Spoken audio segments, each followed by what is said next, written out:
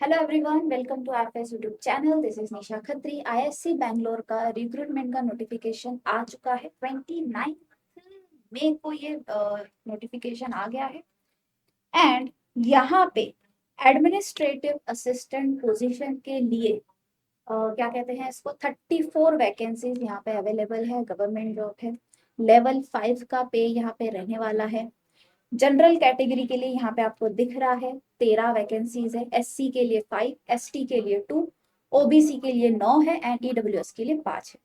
अब PWBD category में 2 vacancies है। इसमें से एक वैकेंसी आएगी कैटेगरी बी में, जो नीचे यहाँ पे मेंशन है, और एक वैकेंसी इन्होंने दी है category D and E disability के लिए। तो ये ध्यान रखें, 2 वैकेंसीज है, उसमें से एक कैटेगरी बी के लिए, दूसरी डी एंड ई कैटेगरी के लिए है। एलिजिबिलिटी क्या है? बेस्ट पार्ट इसका ये है कि कोई भी बैचलर्स डिग्री आपके पास अगर है, कोई भी बैचलर्स डिग्री, ऐसा नहीं है कि साइंस में, कोई भी सब्जेक्ट में कहीं भी बैचलर्स डिग्री आपके पास है तो आप डेफिनेटली एलिजिबल हैं इस एग्जाम के लिए। 50% मार्क्स आपको चाहिए होंगे आपके बैचलर्स डिग्री में। और हाँ, एक इम्पॉर्टेंट कैटेगरी ये है एज लिमिट। 26 आपकी एज लिमिट रहने वाली है।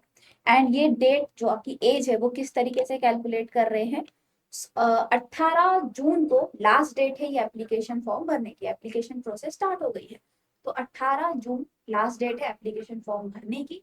तो उस डेट के अकॉर्डिंग 18 जून को अगर आप 26 साल के हैं तो आप एलिजिबल हैं। इस तरीके से इन्होंने एज लिमिट रखा है। अब इंस्ट्रक्शंस की तरफ चलते हैं। कैंडिडेट इंडियन ही होना चाहिए, पहली बात। दूसरा, एक एप्टीट्यूड टेस्ट आपका रहेगा। उसी टेस्ट के बेसिस में आपका क्वालिफिकेशन डिसाइड किया जाएगा। एग्जाम की डेट इन्होंने दी है यहाँ पे, टेंटेटिवली दी है 5 जुलाई को।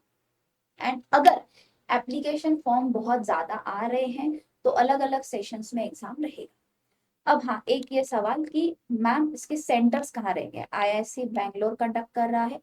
कर्नाटक के स्टेट में ही इसके क्या कहते हैं एग्जाम सेंटर रहने वाले हैं। तो अगर आप कंफर्टेबल है वहां जाके देने में तो आप इसके लिए ऑप्ट करिए। स्टेट में, कर्नाटक के स्टेट में वेरियस एग्जाम सेंटर्स पे ये होगा। ऐसा नहीं है कि सिर्फ बैंगलोर में, कर्नाटक स्टेट में कहीं भी होगा ये। एंड हाँ, इसका जो एप्लीकेशन प्रोसेस है वो प्योरली ऑनलाइन है। अगर आप मेल वाया पोस्ट या खुद जाके वहां अगर दे रहे हैं तो वो एक्सेप्ट नहीं किया जाएगा। ऑनलाइन ही प्रोसेस है इसकी। एंड इसका कोई करेक्शन विंडो ओपन नहीं होता है। तो जब आप फॉर्म भर रहे हैं तो इस बात का ध्यान रखें कि कोई भी गलती ना हो, क्योंकि एक बार आपने भर दिया तो आप मतलब उसको बाद में चेंज नहीं कर सकते। तो भरते टाइम थोड़ा ध्यान रखिए।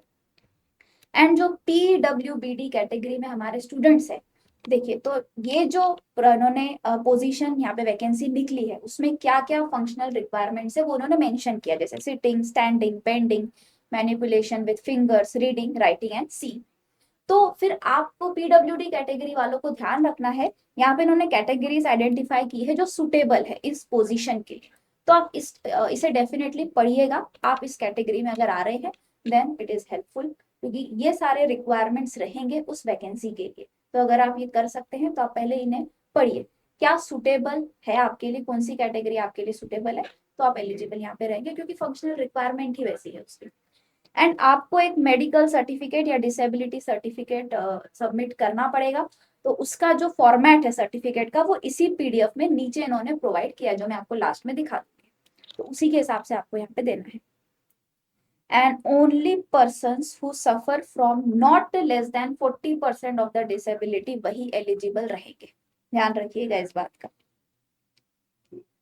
और एक बात, जैसे अगर अनरिजर्व कैटेगरी की मैं बात कर रही हूँ, किसी ने अनरिजर्व कैटेगरी में फॉर्म भर दिया है तो ऑब्वियसली वो किसी और कैटेगरी में वैकेंसी अगर मतलब सीट है तो उससे वो नहीं ले सकते। Same goes with EWS, OBC, SC, ST.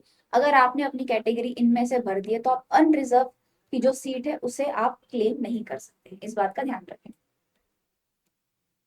And yes, जो हमारे एक्स सर्विसमैन है, जो किसी गवर्नमेंट पोजीशन पे ऑलरेडी काम कर रहे हैं, उनके और उन्होंने एक्चुअली 3 साल वहां पे सर्विस दी है, तो उनके लिए वन टाइम एज रिलैक्सेशन रहेगा। जैसे 26 साल का एज लिमिट है, तो जो एक्स सर्विसमैन है जो कहीं और काम कर रहा है, चाहे आईआईएससी में या कहीं और भी गवर्नमेंट पोजीशन पे काम कर रहा है, तो उनको एक एनओसी सबमिट करना पड़ेगा।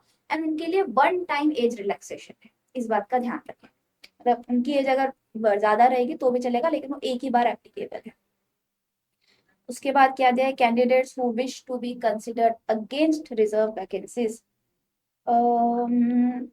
Must submit. अच्छा, तो अगर आपका कोई कैटेगरी में आते हैं या आप डिसेबिलिटी में आ रहे हैं तो आपके लिए यहाँ पे, इवन एक्स सर्विसमैन है तो आपके लिए नीचे फॉर्मेट इन्होंने प्रोवाइड किया सर्टिफिकेट का, वो आपको सबमिट करना पड़ेगा।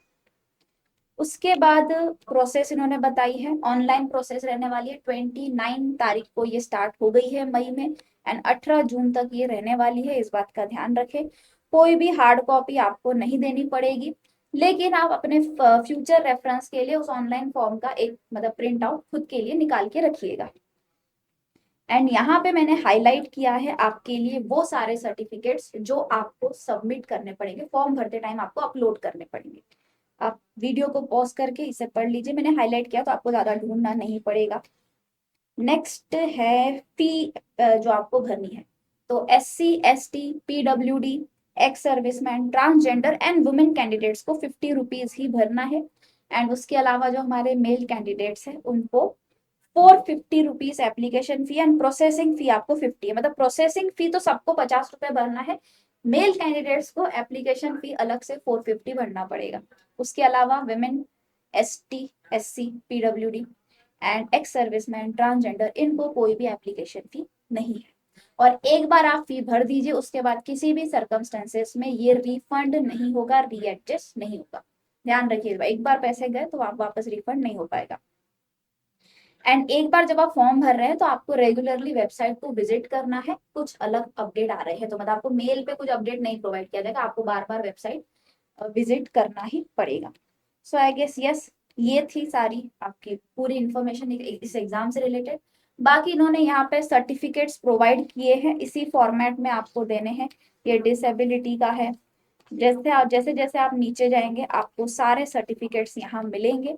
सो इस PDF को डू चेकआउट करें, आपको ऑफिशियल वेबसाइट पे ये PDF मिल जाएगा, ऊपर ऊपर ही है।